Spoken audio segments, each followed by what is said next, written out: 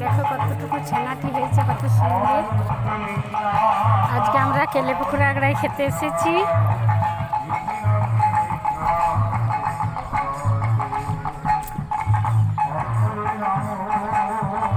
দেখো তোমাদেরকে বক, গরুর পিঠে বক বসে আছে, ঘাস খাচ্ছে,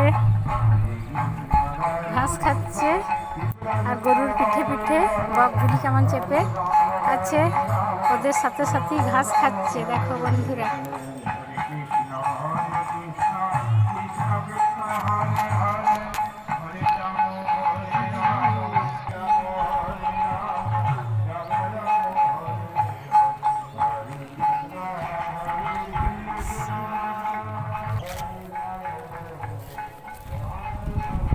এটা হচ্ছে কিরিং কালী মা।